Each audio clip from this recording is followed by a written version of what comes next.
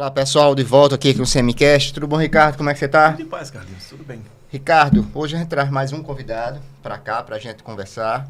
Vereador Léo Deus, tudo bom, vereador? Como é que você tá? Tudo bem, graças Tudo a Deus. tranquilo? Agradecer o convite aí também de vocês. Tá aqui hoje pra gente debater aí. Pronto, vamos conversar, Ricardo. Eu vou fazer a primeira pergunta, ele responde e a gente já começa. Vereador, o senhor é chamado do representante da extrema-direita em Alagoas. É assim que os seus opositores e algumas pessoas lhe chamam na rede. Você se considera um vereador de extrema-direita? Não me considero, porque quem seria de direita, se eu sou da extrema direita? Dentro da política local. Ninguém nunca classifica nenhum outro político de Alagoas, ou mesmo do Brasil, como de direita. Sempre se usa o termo pejorativo de extrema direita. Né? Ninguém usa, por exemplo, um termo de extrema esquerda para você classificar alguns políticos que são de fato de extrema esquerda. Nós temos, dentro do jogo partidário, nós temos uma gama de 50 tons de vermelho.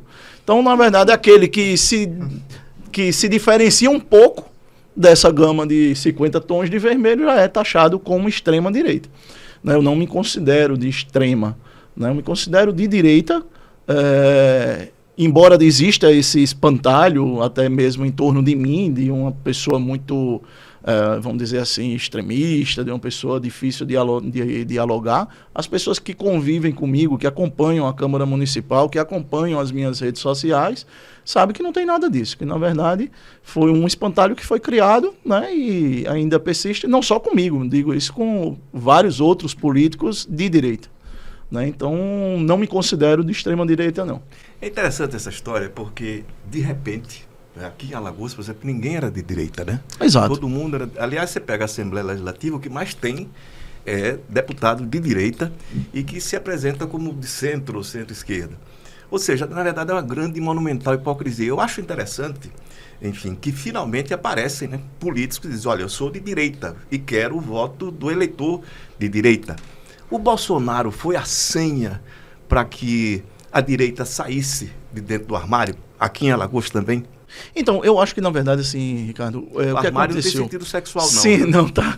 O que eu acho, assim, na verdade, em 2014 e 2015, o Brasil passou por uma mudança de ajuste político. Muitas pessoas se descobriram antipetistas, não necessariamente de direita, e principalmente pessoas normais, né? As pessoas que estavam muito mais preocupadas. Que seria anormal então, que não caso? era do jogo político. As pessoas que estavam ali muito preocupadas mais com manter a sua família, né, em trabalhar e trazer o dinheiro para casa e poder tirar umas férias, que não tinha essa preocupação política.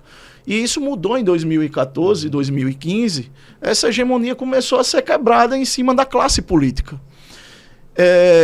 Dentro desse cenário, o Bolsonaro aparece, né? Então, o Bolsonaro vai aparecer aí para a grande maioria da população em 2016, 2017, especialmente 2018, quando ele é eleito. Tinha 20 e tantos anos de parlamento, né? Isso. E ele conseguiu... discurso, né? Sim, e ele conseguiu agregar em torno deles esse pensamento, né? Então, ele teve, vamos dizer assim, essa sabedoria de trazer dentro dele, né, os valores e foi representado. Na verdade, a eleição do Bolsonaro, quem fez foram as pessoas, não foi exatamente ele. Não tinha estrutura de campanha, não tinha absolutamente nada. Né? Então, as pessoas começaram de forma espontânea, não somente votar no Bolsonaro, né, defender o nome do Bolsonaro, mas, sobretudo, fazer campanha para o Bolsonaro. Rede social. Rede social, camisas, a gente via muitas camisas do Bolsonaro, presidente. Ódio, do discurso de ódio. Eu não estou dizendo que o discurso do ódio é de um lado só, não. Eu vejo, inclusive, já falamos aqui isso por mais de uma vez. Há discurso do ódio dos dois lados. Mas, basicamente, o Bolsonaro não entra na política nacional com essa dimensão, com o discurso do ódio? Não, eu não acho que é um discurso de ódio como hoje se classifica discurso de ódio. Tudo que vai de encontro a essa hegemonia de pensamento é taxado como um discurso de ódio. O Bolsonaro, na verdade, chegou porque ele representou o pensamento de muita gente. Essa é a verdade. Claro. Né? Nós temos uma sociedade que ela é majoritariamente conservadora, embora... Eu acho que são momentos históricos. Então, a sociedade ela nunca mantém um pensamento ou um comportamento único, linear. Ela oscila, como oscilou para a direita, já oscilou para a esquerda, e acho que vai ser dessa maneira. A história da humanidade é essa. E o Brasil não é diferente. Eu acho que ele capitalizou isso muito bem, esse momento, né? Mas, enfim, é um pensamento da direita que historicamente é dominante hoje no Brasil. Ainda é o dominante, ou pelo menos Eu quebra discordo. ali os 50%. Eu discordo, né? Por exemplo, quando você fala que a Assembleia ela é de direita. Mas é de direita. A Assembleia ela é fisiológica, Também. né? Então, assim, ela é muito mais fisiológica do que de uma linha ideológica clara. Então, nós temos pouquíssimos deputados ali que têm um O que é ser de discurso. direita, então, para você? Ser especificamente? conservador, defender o livre mercado, defender a família como base da nossa sociedade. E aqui, naturalmente, eu não estou falando sobre arranjos familiares ou qualquer coisa desse tipo, mas entender, ter a compreensão de que a família foi a célula principal da nossa sociedade que foi responsável por que a gente chegasse até aqui. E o livre mercado, a liberdade do indivíduo, né? O Estado tem que ter um papel no âmbito social. Que liberdade é essa que Por exemplo, você fala? liberdade de imprensa, que hoje não existe.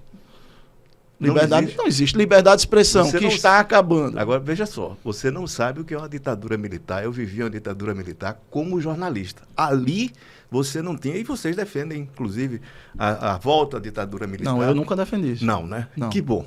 Mas E, veja não, só, e nem é uma pauta da direita, porque a direita, um conservador, ele não é um reacionário. O Bolsonaro defendeu veementemente, aliás, defendeu alguns torturadores históricos. O Bolsonaro defendeu o regime em situação única quando estava para acontecer um golpe comunista. E é diferente. Quando foi isso, o golpe comunista? 1964. 1964. Claro que foi. Bobagem, nunca houve. Não, é só pegar os decretos do Jango. Como é? Mas como, se você, o que é que você acha que o Jango era comunista? Por quê? Um estancieiro, um cara que era um latifundiário, né? Do Rio Grande do Sul, estado extremamente conservador, sempre historicamente. E, aliás, a terra do Getúlio Vargas, que era outro conservador. E quando o comunista é de pobre? direita. Nicolás Maduro está aí, comunista e é o homem Não, mais mas rico da Venezuela. O Maduro- Fidel Castro está podre de rico. O Maduro é um falastrão. Inclusive, é um sujeito que eu vou concordar com você, que está ali enganando o povo venezuelano. Um sujeito que diz que fala com o Chaves, porque é um passarinho que vai para a janela dele, da casa dele. Isso é um picareta. Ele é um Mas há quem picareta. discorda, né? Pois é. O mas presidente Lula discorda. Eu não acho que o Brasil deva assumir a posição de polícia do mundo, nem na América do Sul. A posição de polícia do mundo vem sendo exercida de forma muito ruim pelos Estados Unidos. Os Estados Unidos, por exemplo, destruíram um país, o Iraque, acabaram, aniquilaram um país com base numa mentira, de que havia armas de destruição química, etc. E comprovou-se que isso não existia. Eu não acho que o Brasil deva especificamente assumir esse papel de polícia da América do Sul. Acho uma bobagem. Acho que o presidente deve olhar mais para dentro do Brasil. E eu vou concordar com você. Agora, esse tipo de postura, não, tem que criticar o Maduro, ou tem que exaltar fulano ou beltrano, de jeito nenhum. Não acho que seja por aí, não. Me desculpe, é só a minha opinião. Assim, eu não nem vou Já falei muito demais. devagar aqui sobre a questão da política mundial, né? Mas assim, eu acho que você foi muito feliz, eu concordo quando você disse que o presidente tem que estar mais preocupado com aqui por dentro. Né? Então, isso a gente não vê agora. Né? O presidente está muito mais preocupado em passear com a Janja e tentar ganhar um prêmio Nobel do que em resolver os problemas do país. Né? Nós temos aqui problemas sérios para serem resolvidos e que não vem acontecendo. Bom, mas vamos lá. Vamos pegar a questão do PL aqui. Vamos. Você foi o cara que trouxe o PL aqui para Alagoas. E, enfim, basicamente foi você, tem mais alguns 2 ou 3 políticos que não tiveram sua expressão, que não conseguiram êxito nas urnas. E você hoje se vê numa bancada de 10, são 10 vereadores de mandato. 10 vereadores. E com visões distintas. Você falando do fisiologismo da Assembleia Legislativa, a bancada hoje do PL é uma bancada fisiológica, não é? Que se agregou ao prefeito por puro fisiologismo. Como é que você se sente, você não sendo, como você já disse, que não é um fisiológico? Então, veja, eu vejo natural como dentro de um processo político. Se eu tivesse o comando do partido, certamente seria diferente. Você né? não admitiria a entrada desses vereadores? Não. Aqueles que, por exemplo, eu tivesse dúvida do viés, eu não admitiria. Agora, você eu entendo... tem alguém que você podia citar, por exemplo? Por exemplo, tem vereadores que historicamente estão ligados aqui. Por exemplo, Kleber Costa, ele está ligado ao PT, foi do PT. Né? Enfim, tem um discurso um pouco mais de centro-esquerda, não diria de uma esquerda radical, mas de uma centro-esquerda. Alguns outros, eu sei que votaram contra o título do Bolsonaro, por exemplo, enfim. Mas a gente tem aqui e aí em todos os partidos tem isso, o próprio PT viveu isso agora com a filiação da vereadora Teca, existem os projetos locais e existe o projeto nacional. Né? A eleição que nós também, né? a eleição que nós temos agora, de 2024, ela é de interesse da esfera local, né? Estadual. Então, assim, é natural que o arranjo político seja com base nesse sentido, dentro de um projeto para 2026 que passa pelo local, mas que também passa pelo nacional. Então, eu digo o seguinte, eu sempre estive onde eu devia estar. E aqueles que vieram, se vieram para comungar também, para somar junto desse pensamento, ótimo, maravilha. Você se sente incomodado com essas novas companhias? Não sinto não, porque assim, eu me dou muito bem com todo mundo ali dentro. Né? Então, assim, a gente falava assim que não tem amigos na política, mas eu tenho bons colegas na política. Né? Então, não me sinto incomodado. Eu vejo, por exemplo, até citei isso na tribuna, posso falar, o Eduardo Canuto. O Eduardo Canuto estava na federação do PV, mas ele não tem ligação ideológica com aquilo. A Gabi Ronalça, a vereadora Gabi, não está no PL, mas ela estava lá também numa federação que envolvia o PT e também não tinha um alinhamento ideológico com aquele pensamento. Né? Então, às vezes, a política local prega essas peças. Né? A própria vereadora T, que eu citei aqui, ela foi eleita pelo PSD, que é um partido de centro e, para quem é de esquerda, pensa que é de centro-direita. Né? Não, segundo o Kassab, não é de direita, não é de esquerda. Nem nada, é do Kassab. É do Kassab, é o partido dele. Eu fui eleito pelo PSD, né? Você foi do PSD? Fui eleito pelo PSD, graças a Deus fui expulso. Né? Foi, né? Quem foi que expulsou do PSD? O Zé Márcio Filho, o vereador Zé Márcio. Por causa de críticas que eu tecia ao Pacheco. O Pacheco, então, era um presidenciável, vamos dizer assim, né? Estavam pensando em lançar ele como candidato a presidente. E minhas redes sociais eram cheias de críticas fortes aí ao Pacheco. O seu caminho pela rede social ainda continua sendo a sua forma de comunicação com o seu eleitorado? Sim. Você tem voto ideológico, né? Tenho voto. Na verdade, assim, meus votos são todos espontâneos. Eu não tenho base, não tenho uma associação, não tenho nada Instituto, não? Instituto, não tenho. Né? Então, assim, a minha política ela é um pouco diferente, né? Ela é daquelas pessoas que me acompanham, gostam do meu trabalho ou do meu pensamento, daquilo que eu defendo, mas, sobretudo, acho que é daquilo que eu combato, né? Então, elas se identificam com isso e, enfim, se engajam e nos ajudam aí a fazer esse mandato acontecer. Né? Então, a rede social, naturalmente, hoje é o caminho mais fácil, né? Da gente poder falar com essas pessoas. Né? Então, eu faço questão, por exemplo, meu Instagram, hoje ele tem 135 mil seguidores, sou um dos mais seguidos, políticos mais seguidos em Alagoas. Eu faço questão de responder absolutamente a todo mundo. Né? Quem lê as mensagens sou eu, quem fala sou eu, né? Quem está ali sou eu. Meu Twitter são mais de 100 mil, quase 100 mil seguidores, 99.500, falta pouquinho para chegar em 100. Mas também quem opera sou eu. Então, essa proximidade com o público, eu acho que é muito importante. Santo Agostinho tem uma frase que a gente só ama aquilo que a gente conhece. Né? E eu gosto muito de saber o que é que as pessoas estão sentindo na ponta. Por isso mesmo eu fiz muita fiscalização. Você perguntava, né, aqui em off, esse colete, né? Esse colete nasceu de quê? Nasceu porque eu ia muito nas unidades de saúde, eu visitei todas as unidades de saúde no meu mandato, e as pessoas pensavam que eu era um fiscal da prefeitura. Eu digo, não, sou um fiscal seu. Né? Vocês me elegeram para vir para cá. Como é que fica agora essa relação com o JHC? Quer dizer, depois, a partir do momento que ele foi para o PL, e passou a ser o grande nome do PL aqui no estado de Alagoas, não tenho dúvida nenhuma. Você já fez críticas, né? Eu me lembro. Era muito crítico, inclusive essas fiscalizações. Sim. Como é que ficou a relação de vocês hoje? Normal, assim, eu irmãos, continuo... Não, a minha relação com o JHC assim, é fraterna, vamos dizer assim. É a linguagem. Ela é amigável, né? A gente tem uma boa relação. Mas, assim, não é tão próxima. Agora, eu nunca fui tolhido no meu direito de fiscalizar.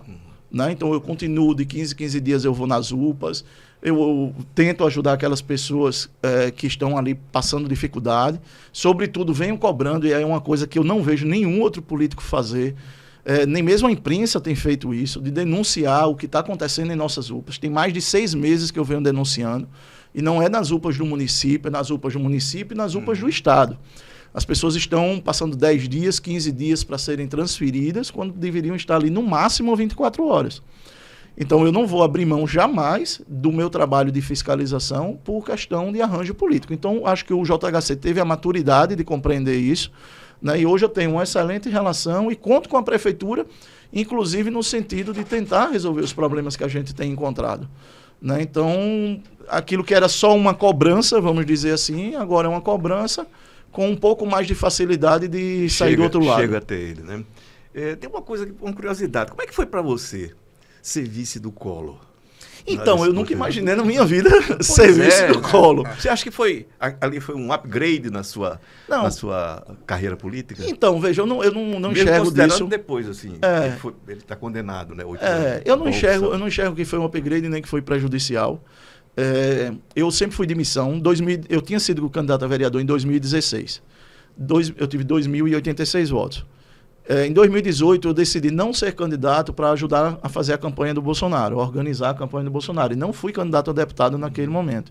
Poderia ter ido na onda do Bolsonaro e ter sido eleito. Em 2020, eu fui candidato, fui eleito. Em 2022, eu iria ser, naturalmente, assim, a perspectiva era que eu fosse candidato a deputado federal. Só que nós não tínhamos nenhum palanque para o presidente para pedir voto no interior.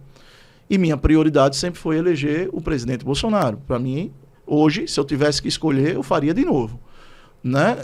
Justamente para isso, para poder fortalecer o palanque do Bolsonaro.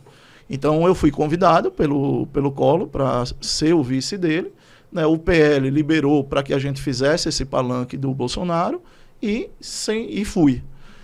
Não acho que foi ruim para mim, acho que politicamente, para mim, eu saí maior do que eu entrei, por ter tido uma projeção estadual. Então, politicamente, foi positivo. E aquelas pessoas, mesmo as que ficaram um pouco resistentes no início, reticentes com uma aliança dessa, no final me deram razão e compreenderam que ali eu estava fazendo uma missão. O que é que eu posso falar do Collor? O Collor, para mim, assim, ele é uma pessoa que já foi tudo na vida, né? Foi prefeito, foi deputado, foi senador, foi presidente da República, com experiência fantástica. Eu procurei absorver todo o conhecimento dele e o carisma que ele tem. Ele foi extremamente educado comigo. Foi uma pessoa muito atenciosa, muito atenciosa, né? Muito atenciosa. Então, assim, não me arrependo de forma alguma de ter sido candidato a vice dele. E hoje eu tenho muito carinho pela pessoa do Collor, pela pessoa da Caroline, que me trataram extremamente bem. Como é que você vê a condenação dele? Especialmente. Ninguém sabe se ele vai ser preso, porque isso aí é outra história. Isso é muito complicado, é hermenêutica. A pergunta que eu faço é por que ele seria o único político condenado pela Lava Jato a ser preso? Essa questão... Coincidentemente, nós já colocamos coincidentemente depois de um apoio ao Bolsonaro, poxa, todo mundo está livre. Eu tenho outra interpretação, você me permite até, por favor, para não dar opinião demais, mas enfim, eu acho que o fato de que o Collor sempre foi um personagem absolutamente isolado, ele foi a vida toda, estando no poder ou fora do poder. Ele não manteve as relações sociais, e a gente sabe a importância que essas relações sociais, principalmente em Brasília, todo mundo vai para os mesmos aniversários, os mesmos casamentos, enfim, as mesmas festas dos restaurantes, e ele sempre se isolou muito. E eu acho que isso pesou muito contra ele. Concordo com você. Se era para condenar, enfim, tem outras, inclusive aqui, né, do estado de Alagoas, com muito mais processos e mais denúncias. Taturanos e etc. Que se livraram, né? E saíram, quer dizer, e o Collor que foi condenado. E a minha avaliação é que ele foi condenado pelo isolamento dele social e político. O Collor nunca teve grupo. Verdade. Ele sempre foi o Collor. O carisma dele, sempre confiou demais no carisma dele. Mas essa é uma opinião.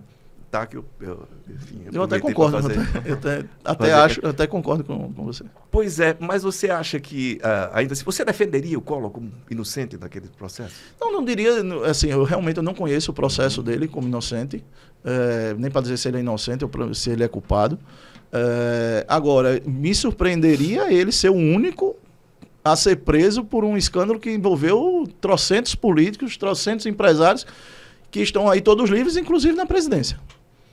Né? Então, o escândalo da Lava Jato foi responsável pela prisão do presidente Lula, depois se extinguiu o processo por questões burocráticas, né? E ele está aí na presidência. Então, você acha que o Bolsonaro vai ser preso? Sinceramente, sua conhecendo o Collor. Então, veja só, se eu levar minha experiência do conhecimento que eu tenho de comunista, vai ser preso. Porque eles não perdoam de jeito nenhum. Ou Você manda acha pro que- paredão você ou manda acha pra que o cadeia. governo Lula A é um história governo tá aí. comunista? Hã? Você acha que o acha governo Lula é um governo comunista? Quem diz é ele, não sou eu. O Lula... O Lula não disse que tem orgulho de ser Não, comunista? Ele nunca foi comunista da vida Não, dele. mas peraí, Não, mas ele o Lula nunca foi disse. nem A não socialista. ser que ele esteja mentindo mais uma vez, né? O Lula, e eu conheço a carreira do Lula desde o começo. Ele era chamado pelos comunistas, lembro bem, o João Amazonas, num artigo a princípio, chamava ele de aristocracia operária. E ele assumia sempre essa coisa. Eu não sou socialista, ele dizia, eu sou de centro-esquerda. Agora, essa história de ser centro-esquerda, né, isso é uma coisa de uma maleabilidade tão grande. E o que eu fico me perguntando, o que é ser comunista para vocês? Porque você falando da história, defendo os valores da direita, a família. Eu não sou de direita, defendo a família também. Né? Aliás, desculpe, eu sou uma pessoa de família mesmo, né? Tanto na minha origem, como espero, né, ter passado isso para os meus filhos. Então, esse não é uma qualidade ou uma qualificação da direita. Mas eu não estou falando de defender a nossa família, né? Estou defendendo Não, defender a família dos outros. A família Veja. a visão de família de forma geral. Eu vou concordar que se você não passa para a sua família, né, enfim, valores que são primordiais, você não tem autoridade para fazer isso fora da sua família. Sim. Então, valorizar a família, para mim, inclusive, é isso. Mas aí a esquerda progressista de uma ala mais à esquerda, você tem que ver que tem um... Por exemplo, quando você pega o Plano Estadual de Educação, quando veio, aí vai se dissertar sobre patriarcado, sobre heteronormatividade, sobre uma sociedade androfalocêntrica e etc. E tal. Você acha que alguém aprende na escola a ser gay? Não, eu acho que é influenciado. Pode ser influenciado. Eu acho que não. A genética explica sim. muito melhor isso. Não. Eu vou lhe sugerir um autor que é extremamente interessante, talvez o maior biólogo vivo hoje do mundo, Edward Wilson, que ele tem um livro que ele trata dessa questão de forma muito objetiva. Não é? Eu acho que tem a ver com mais consciência e, às vezes, até da hereditariedade. Não é? E, às vezes, o cara assim, não reconhece que um filho é gay, você vai ver que na família tem um avô, tem um tio, etc. E tal. Mas isso não é na escola que o problema não é ser gay ou qualquer coisa desse. Isso nunca foi problema. A não, sociedade sempre teve gay e nunca foi isso. O problema é o que eu estou trazendo. Esse discurso, né, de que de anormalidade, né, da homossexualidade, isso é uma bobagem. Então, né? aí eu lhe pergunto, por que a esquerda escreve que tem que acabar a heteronormatividade? Quem está dizendo isso é a esquerda, não sou eu. Isso não existe, não. Não existe, estava lá escrito no Plano Estadual de Educação, está lá no CONAI. Então, dentro do círculo intelectual da esquerda, isso existe e isso é um programa. Isso é uma grande e monumental bobagem. Agora, não é para ser discutido, né? Então, assim, quem está dizendo que é influenciável, não sou eu, é a esquerda, quando ela chega e diz que precisa combater a heteronormatividade. Obviamente, ela não está falando de genética, ela está falando de comportamentos. Mas o sentido não é esse que você quer dar. O que seria? Quero combater a heteronormatividade, se não for... Você respeitar exatamente a diversidade. Achar que se você foge da heterossexualidade, você é anormal. Não, nunca foi. Sempre foi normal. Eu também acho. Sempre foi normal. É a questão da interpretação que vocês dão a isso. Não, eu acho uma bobagem. Mas vamos lá. Bora. Vamos em frente. O que é hoje para você, enfim, ser de direita na cidade de Maceió, com o prefeito que a gente tem? Veja, você... E com todo respeito, viu, Sim. JHC? Eu não diria nem com o prefeito que a gente tem, né? Eu acho que o desafio não é esse, isso nem influencia, nem traz problema, Você na acha verdade. que ele é um cara, a administração dele é de direita, de esquerda? Não, eu acho que não é nem de nada. Eu acho que é centro-direita, centros para centro-direita, não é uma administração de direita. Eu acho que o JHC ele tem aspectos muito positivos na questão de mercado, mas ele não adentra na pauta de costumes. Né? Então, Mas um prefeito de cidade poderia adentrar na pauta de claro que de sim, forma? Claro que sim. Eu sou vereador e tenho iniciativas dentro da pauta de costumes. Né? Então, eu acho que sim. Nós temos prefeitos de direita na cidade. Se Deus quiser, vamos fazer muito mais prefeitos de direita agora nessa eleição.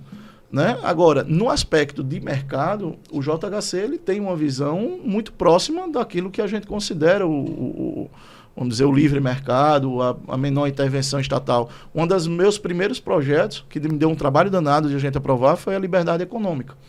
né, onde a gente tira o ônus do empresário, da questão de licenças e alvarás, joga para o poder público e se ele não cumprir, o empresário está apto a poder fazer o seu investimento e gerar emprego e renda.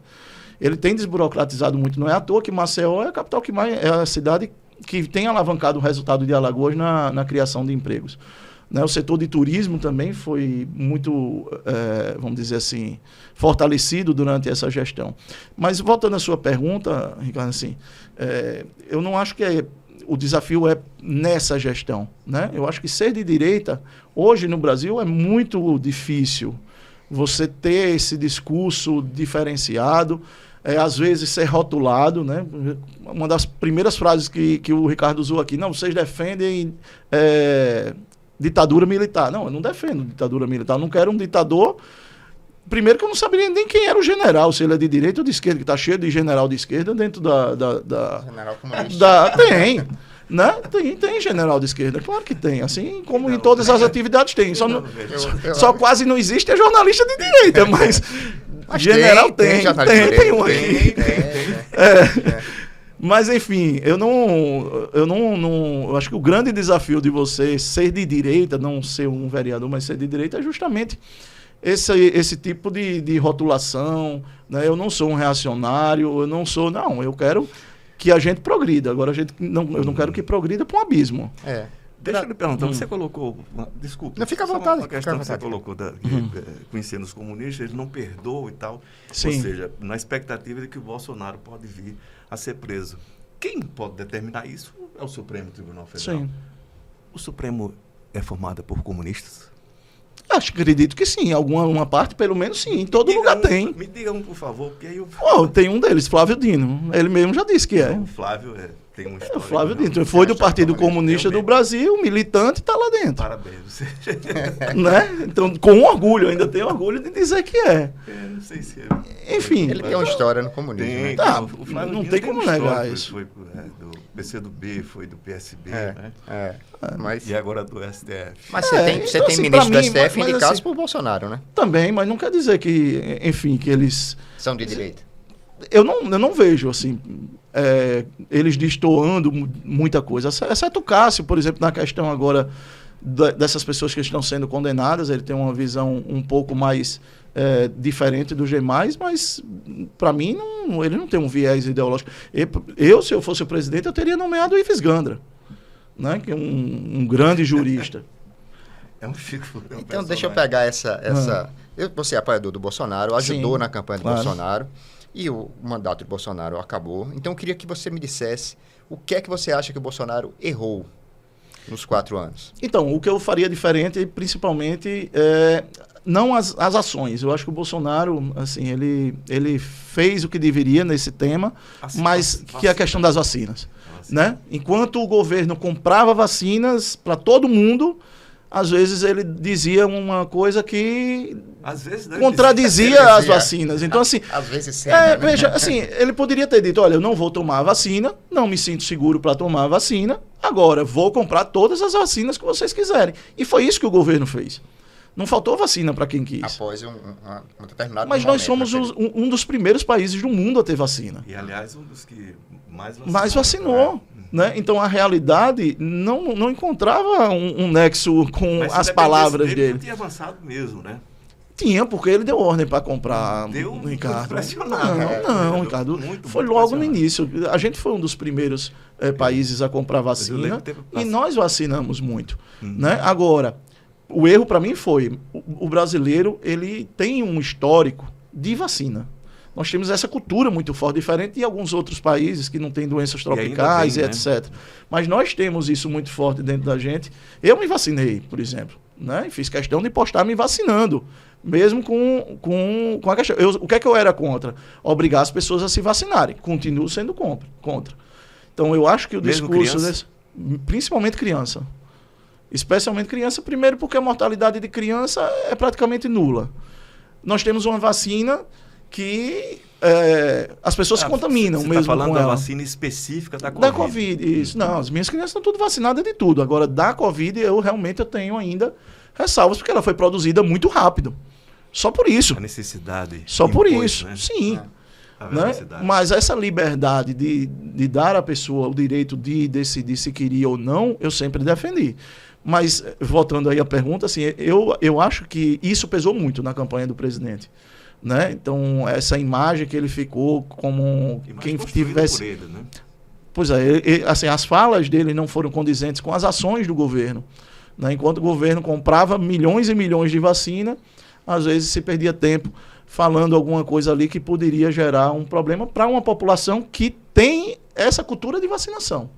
Então, eu acho que foi um erro político ali que pode ter custado aí a reeleição dele. Além disso, algumas questões específicas, que aquele fato lá do Roberto Jefferson, embora não tenha absolutamente nenhuma relação com ele, também pesou. Aquela maluquice que ele fez nos últimos dias, né? Enfim, foram alguns fatos que levaram a isso. A eleição foi muito apertada, né? Foi. Muito apertada. Aliás, o país continua muito dividido, né? Na verdade é isso. E enfim, eu queria que essa disputa dialética, que é importante que ela aconteça, ela levasse a algo assim, mais fraterno, né? Que não é o que se apresenta, né? Isso é uma coisa que não é só no Brasil hoje, né? Não, assim, a gente, quando olha o cenário mundial, acho ele que tem tá muito a ver com assim, rede social. Eu não sei, eu procuro ler tudo que eu posso sobre isso, e assim, claro, não vou dizer que a verdade é essa, né? Mas aquilo que eu enxergo, acho que tem muito a ver. Porque tem uma coisa muito, muito simples. Assim, eu particularmente gosto muito de biologia, né? E assim, há estudos hoje assim, muito bons. Tem um livro, A Ciência do Ódio. Eu sugeriria, vale a pena ver. Sim. O cara mostra, né? É um estudioso, é um expert hoje, é um inglês, que nascem no mesmo local do sistema nervoso central, né? O medo e o ódio. E que são, evidentemente, os sentimentos que mais se espalham pelas redes sociais. E vamos lá, não é exclusivamente da direita, já discutimos isso aqui, mas que tem sido, de alguma forma, beneficiado aos setores da direita, tem. E é muito ruim. Eu acho que é muito ruim. Mas assim, eu defendo, e vou deixar bastante claro, a diversidade de pensamento. Mas tem beneficiado a direita em que sentido? Porque quem está sendo preso é a gente. Agora, né? Nesse momento. Mas quem está sendo preso por pensamento é a gente. Né? Vocês, a esquerda tem... Claro que sim. Claro que sim, claro que sim. A esquerda tem a maioria dos pontos de... O 8 de janeiro, as pessoas estão sendo presas por pensamento ou por ação? Não, ali por ação. Por uma ação irresponsável que não deveria ter sido feita. Inclusive, eu fui o primeiro político de Alagoas a condenar aquilo. Quando eu vi as cenas no dia 8 de janeiro, 4h20, foi 3 horas da tarde, às 4h20 eu já tinha feito um Twitter fazendo crítica, porque, Ricardo, eu estou na rua há 10 anos fazendo manifestações. Ali tinha 8, no caso, né? Nunca nós tivemos uma ocorrência policial. Nunca. Nós passávamos nas manifestações, não tinha nem copo, garrafa plástica, lata, por onde a gente passava. E de repente acontece um negócio daquele, né? Completamente insano, irracional, né? Acho que muitas pessoas terminaram fomentando isso, uma espécie de histeria, enfim, uma coisa que levou muitas pessoas inocentes. Você pega, por exemplo, uma senhora, professora, 71 anos, condenada a 17 anos de prisão por tentativa de golpe. Eu não concordo com a tentativa de golpe. Ela, para mim, tinha que ser condenada por depredação, por vandalismo, por qualquer coisa desse tipo. Agora, dar um golpe num domingo, sem ter ninguém para assumir, sem uma arma, sem nada, não me faz o menor sentido isso. Quem é que assumiria? Você definiria aquilo como o quê? Um ato insano de pessoas que estavam hiper insatisfeitas, chateadas, né, por terem perdido, e perderam a cabeça e foram lá quebrar. Tinha um discurso, né, do governo alimentado permanentemente de que houve fraude nas urnas. Você acredita em fraude nas urnas, não? Veja, eu sou analista de sistema. Opa! Eu sou analista de sistema. Qualquer código-fonte, qualquer programação, ela está sujeita à ação humana. Quem faz é um humano. E onde tem gente, pode acontecer tudo. Agora, se você pergunta se eu acredito, eu não acredito. E eu dizia isso, sempre disse. Eu digo, eu vi muito voto do Lula. Eu andei pelo interior e vi muito voto do Lula. eu sabia que a eleição seria duríssima, que seria definida em poucos votos para um lado ou para o outro. Sempre disse isso antes mesmo do resultado. Parelho, Né? Antes mesmo. Então eu sabia que poderia ser para um lado ou para o outro. Né? Então, assim, eu não indico que teve nem que não teve. Eu digo que qualquer ser humano... Tá mais pro Kassab, viu, agora. Não, porque veja, como é que a gente vai dizer que aquilo que tem uma intervenção humana não pode acontecer? Pode, é claro que pode. Né? Agora, quer dizer que tenha acontecido? Não, eu até acho que não aconteceu. Né? Mas, enfim. E aí eu até discordo, assim, que claro que isso aí pode ser um dos fatores que influenciaram e etc. Mas houve muita coisa depois que não fazia sentido. Negócio de 72 horas, negócio de... Enfim, começaram a inventar, não sei de onde, pessoas que nunca foram expoentes de direita, que nunca tiveram relação com a direita nacional. Eu digo isso porque eu conheço boa parte das pessoas de direita do Brasil inteiro, que de repente apareceram com um monte de teoria maluca e levaram as pessoas, infelizmente, a cometer esse ato insano. Né? Via redes sociais. Via redes sociais, via grupos de zap, via, enfim, YouTube e tudo. Né? Então, assim, agora, você condenar uma pessoa daquela, uma professora, um idoso, uma senhora de 70 anos, 80 anos, 60 anos, e eles são idosos, há 17 anos por tentativa de golpe. Quem é que ia assumir, Ricardo? Me diz, quem é que ia assumir num domingo o poder? Depois que eles chegaram e quebraram, o que é que ia acontecer ali? Pô, não tem nenhum meio. Mas aí você entra no território da massa, né? Psicologia de massa freudiana, então, as pessoas não pensam, né? Chega ali 10, agindo, né? Aí chega 10 ali, inflama o restante e o restante vai na massa. Né? Infelizmente. É a famosa manada. Não, eu acho assim, que o Bolsonaro ele poderia ter pedido para as pessoas irem para casa. Eu fiz isso na minha rede social no dia 1º de janeiro. Eu pedi às pessoas para irem. Eu disse, saiam dos quartéis e vão cuidar de suas famílias. Eu fiz isso. Fui duramente criticado pela direita por ter tido essa postura.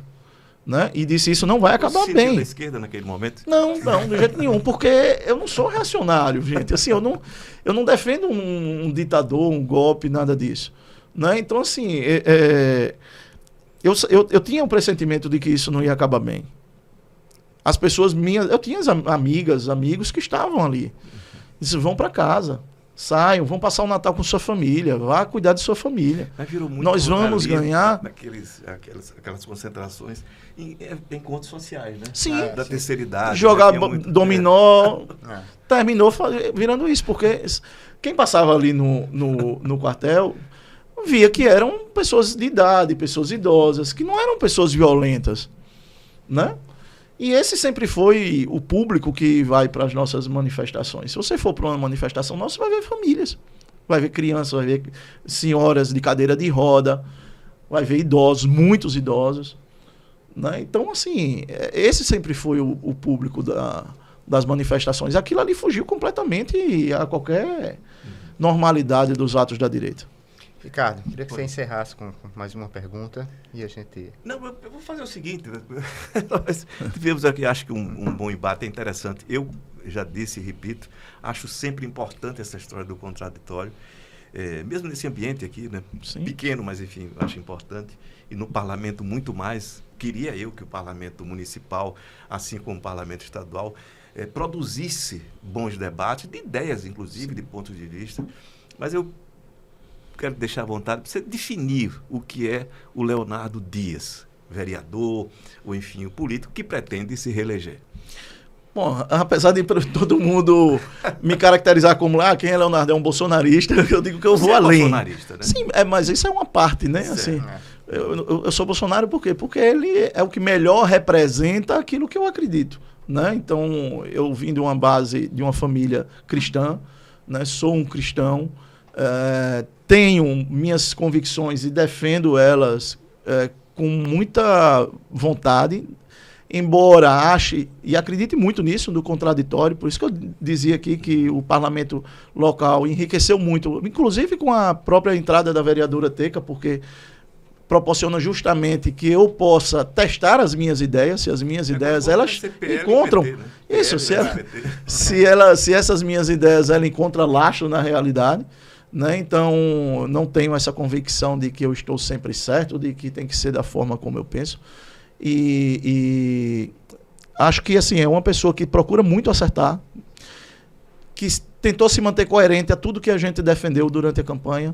E acho, se hoje eu tivesse que sair do parlamento, sairia muito tranquilo, Ricardo, de ter feito um mandato em cima daquilo que 3.777 pessoas confiaram em mim. Né? Se nós agregarmos novas pessoas nesse projeto, ótimo. Você projeta quantos? Eu não tenho nem ideia, Ricardo, não tenho ideia. Como o nosso voto é muito espontâneo, né? Eu posso ter isso, posso ter menos do que isso, e posso ter muito mais do que isso. Mas independente do número que a gente tiver, a gente vai sair de cabeça em pé, sabendo que a gente não traiu o voto de 3.777 pessoas, de que a gente manteve a coerência, que a gente tentou fazer o certo, de que nós ajudamos muita gente, que nós aprovamos e deixamos um legado na legislação municipal muito importante, muito além do que alguns segmentos rotulam, né? Como o cara que só dá título. Eu tenho mais de 60 projetos aprovados. Hoje mesmo, uma lei extremamente importante foi promulgada, que é a lei que proíbe que a prefeitura dê qualquer licença edilícia para construção na área da região da Braskem, até que seja discutido o plano diretor, né? Então, dando segurança de que a Braskem não vai usar aquilo comercialmente, até que o plano diretor possa ser debatido. Então, são mais de 60 projetos que trazem melhoria para a vida da população de Maceió. Além de, claro, que eu acho que para mim é o essencial de ter ajudado lá a Maria Helena, né, que tem a AME tipo 2, a ter a decisão, de ter ajudado o Pedro Guilherme e sua família, que também tem doença rara. Todas aquelas vidas que a gente pegou na UPA, que a gente conseguiu ali de alguma forma intervir e ajudar essas pessoas. Então, fiz muitos amigos, né, que levarei para o resto da vida, de pessoas que de alguma forma foram atingidas pelo meu mandato. O restante é supérfluo. Toda essa conversa ideológica, ela é boa, mas ela não resolve tão facilmente a vida das pessoas. Mas é bom. Eu acho que de qualquer forma, obrigado por tudo. Enriquece a alma humana. Só me diga uma coisa, daqui a 2 anos para presidente, você acha que a direita devia ir de Bolsonaro de novo ou com outro candidato? Então, o nosso candidato até hoje é o Bolsonaro. Né? Mas tem o Tarcísio, tem a própria Michele, que também tem aí, inclusive, aparecido muito bem nas pesquisas, né? Então, vamos ver aí o que é que... Eu acho que vai ser o Tarcísio. Também. Obrigado, então, mais uma vez, viu? Eu que agradeço. Um grande abraço. Ricardo, agradeço, Carlinhos. Valeu, pessoal. Grande abraço.